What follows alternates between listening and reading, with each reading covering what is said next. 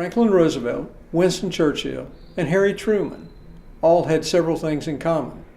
They were reliable, they were resolute, and at one point, all set foot on the deck of the USS Augusta. Yes, our town had a boat named for it.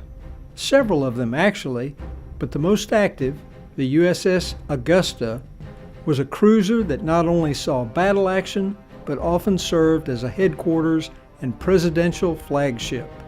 Built in Virginia and launched in 1930, it sailed for most of the next 30 years.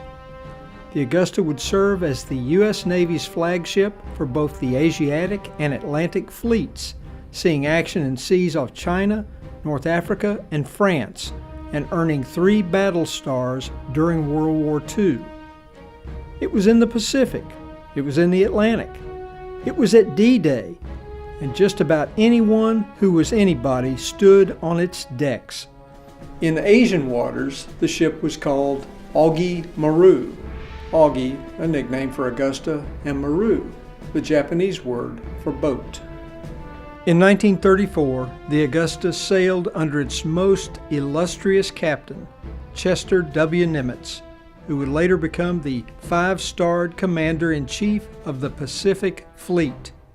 The Augusta took over the Atlantic flag in April and rendezvoused in August 1941 with the presidential yacht Mayflower, taking on President Franklin Roosevelt for his historic Atlantic Conference with British Prime Minister Winston Churchill off the Newfoundland coast. For most of the Augusta's crew, it was the first time seeing the president in person, and many were surprised by the sight of Roosevelt's physical impairments. The president, who became a paraplegic in the 1920s after battling polio, was moved into the admiral's quarters of the Augusta.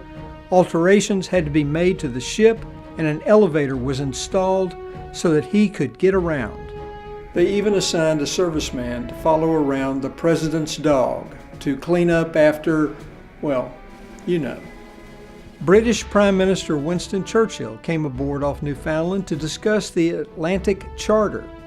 After that summit, the Augusta returned to its home port at Newport, Rhode Island, where she remained until after the Japanese attack on Pearl Harbor. In June 1944, she had one of her more memorable missions.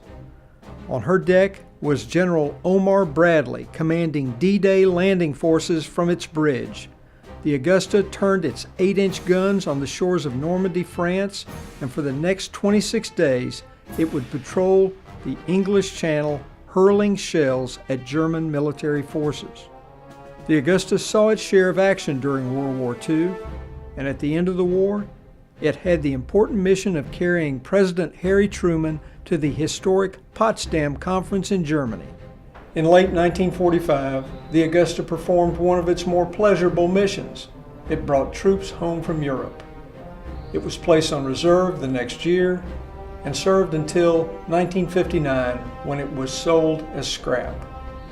Most of what's left is here at the Augusta Museum of History. Its mission complete, its legacy endures.